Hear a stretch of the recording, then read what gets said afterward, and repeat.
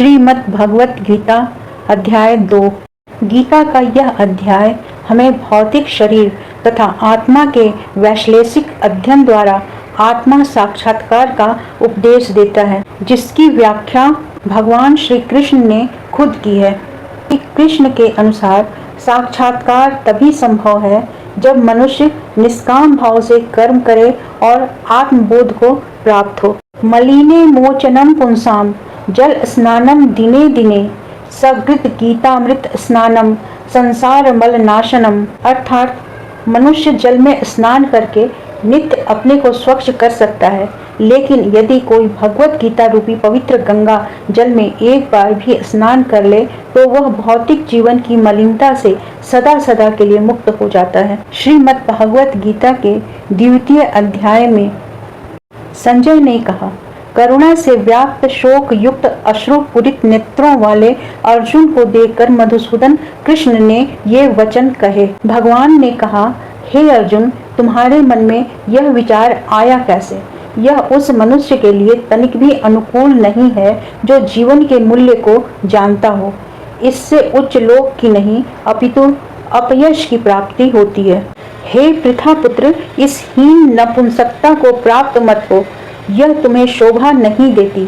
हे शत्रुओं के दमन करता, हृदय की क्षुद्र दुर्बलता को त्याग कर युद्ध के लिए खड़े हो। अर्जुन ने कहा, हे शत्रुहंता, हे मधुसूदन, मैं युद्ध भूमि में किस तरह भीष्म तथा द्रोण जैसे पूजनीय व्यक्तियों पर उलटकर बाण चलाऊंगा। ऐसे महापुरुषों को जो मेरे गुरु हैं, उन्हें मारकर जीने की अपेक्षा इस संसार में भिक्षा मांगकर खाना ज्यादा अच्छा है। भले ही वे सांसारिक लाभ के इच्छुक हों, किंतु हैं तो गुरुजन ही। यदि उनका वध होता है तो हमारे द्वारा भोग्य प्रत्येक वस्तु उनके रक्त से सनी होगी। हम यह भी नहीं जानते कि हमारे लिए श्रेष्ठ क्या है, उनको जीतना या उनके द्वारा जीते जाना। यदि हम धृतराष्ट्र के पुत्रों का वध कर देते हैं तो हमें जीवित रहने की आवश्यकता नहीं है, फिर भी वे युद्ध भूमि में हमारे समक्ष खड़े हैं। अब मैं अपनी कृपण दुर्बलता के कारण अपना कर्तव्य भूल चुका हूँ और सारा धैर्य खो चुका हूँ। ऐसी अवस्था में मैं आपसे पूछ रहा हूँ कि जो मेरे लिए श्रेयस्कर हो उसे निश्चित रूप से बताएं। अब मैं आपका शिष्य हूँ और आपका शरणागत हूँ, कृपया मुझे उपदेश दें। मुझे ऐसा कोई साधन नहीं दिखता जो मेरी इंद्रियों को सुखाने वाले इस शोक को दूर कर सके। स्वर्ग पर देवताओं के आधिपत्य की तरह इस धन धान्य संपन्न सारी पृथ्वी पर निष्कंटक राज्य प्राप्त करके भी मैं इस शोक को दूर नहीं कर सकूंगा। संजय कहते हैं, इस प्रकार कहने के बाद शत्रुओं का दमन करने वाला अर्जुन कृष्ण से बोला, हे गोविंद, मैं युद्ध नहीं करूंगा, और चुप हो गया। हे भरतवंशी, उस समय दोनों सेनाओं के मध्य शोक मग्न अर्जुन से कृष्ण ने मानो हंसते हुए ये शब्द कहे। भगवान ने कहा, तुम पांडित्यपूर्ण वचन कहते हुए उनके लिए शोक कर रहे हो जो शोक करने के योग्य नहीं है। जो विद्वान होते हैं वे ना तो जीवित के लिए ना ही मृत के लिए शोक करते हैं। ऐसा कभी नहीं हुआ कि मैं न रहा हूँ या तुम न रहे हो, अथवा ये समस्त राजा न रहे हों, और न ऐसा है कि भविष्य में भी हम लोग नहीं रहेंगे। जिस प्रकार शरीरधारी आत्मा इस शरीर में बाल्यावस्था से तरुणावस्था और फिर वृद्धावस्था में निरंतर अग्रसर होता रहता है, उसी प्रकार मृत्यु होने पर आत्मा दूसरे शरीर में चला जाता है और धीर व्यक्ति ऐसे परिवर्तन से मोह को प्राप्त नहीं होता। हे कुंती पुत्र, सुख तथा दुख का क्षणिक उदय तथा काल क्रम में उनका अंतर्ध्यान होना सर्दी तथा गर्मी की ऋतुओं के आने जाने के समान है। हे भरतवंशी, वे इंद्रिय बोध से उत्पन्न होते हैं और मनुष्य को चाहिए कि अविचल भाव से उनको सहन करना सीखे। हे पुरुष श्रेष्ठ, जो पुरुष सुख तथा दुख में विचलित नहीं होता और इन दोनों में समभाव रखता है, वह निश्चित रूप से मुक्ति के योग्य है। तत्वदर्शियों ने यह निष्कर्ष निकाला है कि भौतिक शरीर का तो कोई चिर स्थायित्व नहीं है, किंतु आत्मा अपरिवर्तित रहती है। जो पूरे शरीर में व्याप्त है उसे ही तुम अविनाशी समझो। उस अव्यय आत्मा को नष्ट करने में कोई समर्थ नहीं है। अविनाशी, अप्रमेय तथा शाश्वत जीव के भौतिक शरीर का अंत अवश्यंभावी है। अतः हे भरतवंशी, युद्ध करो। जो इस जीवात्मा को मारने वाला समझता है तथा जो इसे मरा हुआ समझता है, वे दोनों ही अज्ञानी हैं, क्योंकि आत्मा न तो मरती है और न मारी जाती है। आत्मा के लिए किसी भी काल में न तो जन्म है न मृत्यु। वह न तो कभी जन्मा है, न जन्म लेता है, न जन्म लेगा। वह अजन्मा, नित्य, शाश्वत तथा पुरातन है। शरीर के मारे जाने पर वह मारा नहीं जाता।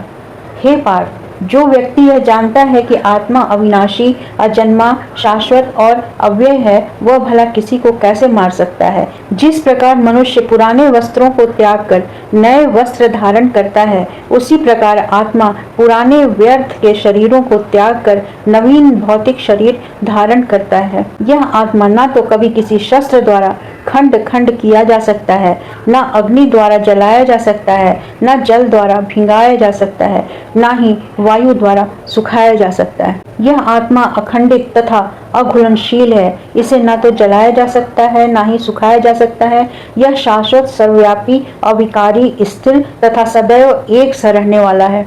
यह आत्मा अव्यक्त, अकल्पनीय तथा अपरिवर्तनीय कहा जाता है।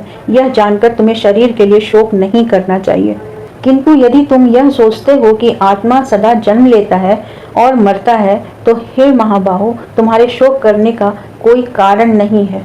जिसने जन्म लिया है उसकी मृत्यु निश्चित है और मृत्यु के पश्चात पुनर्जन्म भी निश्चित है। अतः अपने अपरिहार्य कर्तव्य पालन में तुम्हें शोक नहीं करना चाहिए।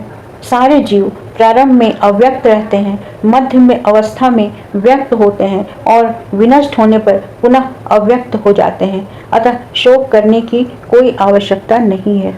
कोई आत्मा को आश्चर्य से देखता है, कोई इसे आश्चर्य की तरह बताता है तथा कोई इसे आश्चर्य की तरह सुनता है, किंतु कोई इसके विषय में सुनकर भी कुछ नहीं समझ पाते।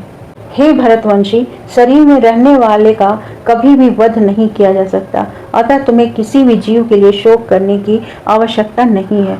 क्षत्रिय होने के नाते अपने विशिष्ट धर्म का विचार करते हुए तुम्हें जानना चाहिए कि धर्म के लिए युद्ध करने से बढ़कर तुम्हारे लिए अन्य कोई कार्य नहीं है। अतः तुम्हें संकोच करने की आवश्यकता नहीं है। हे पार्थ, वे क्षत्रिय सुखी हैं जिन्हें ऐसे युद्ध के अवसर अपने आप प्राप्त होते हैं तथा जिससे उनके लिए स्वर्गलोक के द्वार खुल जाते हैं। किंतु यदि तुम युद्ध करने में स्वधर्म को संपन्न नहीं करते, तो तुम्हें निश्चित रूप से अपने कर्तव्य की उपेक्षा करने का पाप लगेगा और तुम योद्धा के रूप में भी अपना यश खो दोगे। लोग सदैव तुम्हारे अपयश का वर्णन करेंगे तथा सम्मानित व्यक्ति के लिए अपयश तो मृत्यु से भी बढ़कर है। जिन जिन महान योद्धाओं ने तुम्हारे नाम तथा यश को सम्मान दिया है, वे सोचेंगे कि तुमने डर के मारे युद्ध भूमि छोड़ दी और इस तरह वे तुम्हें तुच्छ मानेंगे। तुम्हारे शत्रु अनेक प्रकार के कटु शब्दों से तुम्हारा वर्णन करेंगे और तुम्हारी सामर्थ्य का उपहास करेंगे।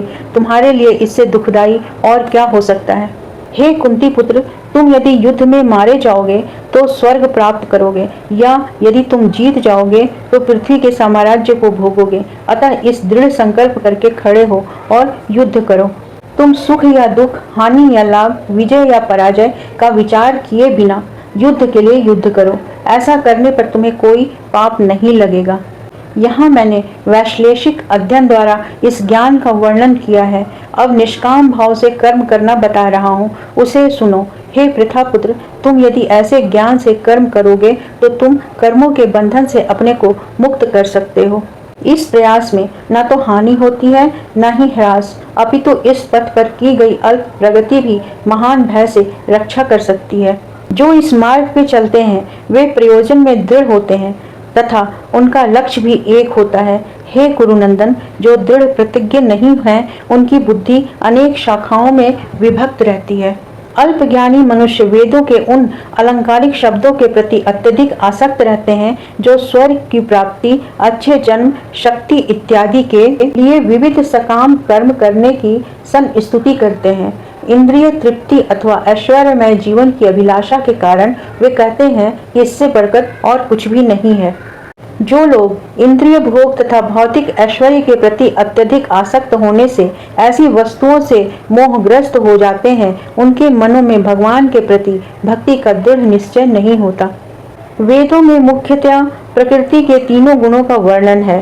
हे अर्जुन, इन तीनों गुणों से ऊपर उठो, समस्त द्वैतों और लाभ तथा सुरक्षा की सारी चिंताओं से मुक्त होकर आत्मपरायण बनो। एक छोटे से कूप का सारा कार्य एक विशाल जलाशय से तुरंत पूरा हो जाता है। इसी प्रकार वेदों के आंतरिक तात्पर्य जानने वाले को उसके सारे प्रयोजन सिद्ध हो जाते हैं। तुम्हें अपना कर्म करने का अधिकार है, किंतु कर्म के फलों के तुम अधिकारी नहीं हो। तुम ना तो कभी अपने आप को अपने कर्मों के फलों का कारण मानो, ना ही कर्म करने में कभी आसक्त हो। हे अर्जुन, जय अथवा पराजय की समस्त आसक्ति त्याग कर समभाव से अपना कर्म करो। ऐसी समता योग कहलाती है। हे धनंजय, भक्ति के द्वारा समस्त गर्हित कर्मों से दूर रहो और उसी भाव से भगवान की शरण ग्रहण करो। जो व्यक्ति अपने सकाम कर्म फलों को भोगना चाहता है वे कृपण है। भक्ति में संलग्न मनुष्य इस जीवन में ही अच्छे तथा बुरे कार्यों से अपने को मुक्त कर लेता है। अतः योग के लिए प्रयत्न करो, क्योंकि सारा कार्य कौशल यही है। इस तरह भगवत भक्ति में लगे रहकर बड़े बड़े ऋषि मुनि अथवा भक्तगण अपने आप को इस भौतिक संसार में कर्म के फलों से मुक्त कर लेते हैं। इस प्रकार वे जन्म मृत्यु के चक्र से छूट जाते हैं और भगवान के पास जाकर उस अवस्था को प्राप्त करते हैं जो समस्त दुखों से परे है। जब तुम्हारी बुद्धि मोह रूपी सघन वन को पार कर जाएगी तो तुम सुने हुए तथा सुनने योग्य सब के प्रति अन्यमनस्क हो जाओगे। जब तुम्हारा मन वेदों की अलंकारमयी भाषा से विचलित न हो और वह आत्म साक्षात्कार की समाधि में स्थिर हो जाए, तब तुम्हें दिव्य चेतना प्राप्त हो जाएगी। अर्जुन ने कहा, हे कृष्ण, आध्यात्म में लीन चेतना वाले व्यक्ति के लक्षण क्या हैं? वह कैसे बोलता है तथा उसकी भाषा क्या है? वह किस प्रकार बैठता और चलता है? भगवान ने कहा, हे पार्थ, जब मनुष्य मनोधर्म से उत्पन्न होने वाली इंद्रिय तृप्ति की समस्त कामनाओं का त्याग कर देता है और जब इस तरह से विशुद्ध हुआ उसका मन आत्मा में संतोष प्राप्त करता है, तो वह विशुद्ध दिव्य चेतना को प्राप्त कहा जाता है। जो तीन तापों के होने पर भी मन में विचलित नहीं होता अथवा सुख में प्रसन्न नहीं होता और जो आसक्ति, भय तथा क्रोध से मुक्त है, वह स्थिर मन वाला व्यक्ति मुनि कहलाता है। इस भौतिक जगत में जो व्यक्ति ना तो शुभ की प्राप्ति से हर्षित होता है और ना अशुभ के प्राप्त होने पर उससे घृणा करता है, वह पूर्ण ज्ञान में स्थिर होता है। जिस प्रकार कछुआ अपने अंगों को संकुचित करके खोल के भीतर कर लेता है, उसी प्रकार जो मनुष्य अपनी इंद्रियों को इंद्रिय विषयों से खींच लेता है, वह पूर्ण चेतना में दृढ़ता पूर्वक स्थिर होता है। देहधारी जीव इंद्रिय भोग से भले ही निवृत्त हो जाए, पर उसमें इंद्रिय भोगों की इच्छा बनी रहती है, लेकिन उत्तम रस के अनुभव होने से ऐसे कार्यों को बंद करने पर वह भक्ति में स्थिर हो जाता है। हे अर्जुन, इंद्रियां इतनी प्रबल तथा वेगवान हैं कि वे उस विवेकी पुरुष के मन को भी बलपूर्वक हर लेती हैं जो उन्हें वश में करने का प्रयत्न करता है। जो इंद्रियों को पूर्णतया वश में रखते हुए इंद्रिय संयमन करता है और अपनी चेतना को मुझ में स्थिर कर देता है, वह मनुष्य स्थिर बुद्धि कहलाता है। इंद्रिय विषयों का चिंतन करते हुए मनुष्य की उसमें आसक्ति उत्पन्न हो जाती है और ऐसे आसक्ति से काम उत्पन्न होता है और फिर काम से क्रोध प्रकट होता है। क्रोध से पूर्ण मोह उत्पन्न होता है और मोह से स्मरण शक्ति का विभ्रम हो जाता है। जब स्मरण शक्ति भ्रमित हो जाती है तो बुद्धि नष्ट हो जाती है और बुद्धि नष्ट होने पर मनुष्य भवकूप में पुनः गिर जाता है। किंतु समस्त राग तथा द्वेष से मुक्त एवं अपनी इंद्रियों को संयम द्वारा वश में करने में समर्थ व्यक्ति भगवान की पूर्ण कृपा प्राप्त कर सकता है। इस प्रकार से कृष्ण भावनामृत में तुष्ट व्यक्ति के लिए संसार के तीनों ताप नष्ट हो जाते हैं और ऐसी तुष्ट चेतना होने पर उसकी बुद्धि शीघ्र अस्थिर हो जाती है। जो कृष्ण भावनामृत में परमेश्वर से संबंधित नहीं है, उसकी ना तो बुद्धि दिव्य होती है, ना ही मन स्थिर होता है। जिसके बिना शांति की कोई संभावना नहीं है, शांति के बिना सुख हो भी नहीं सकता।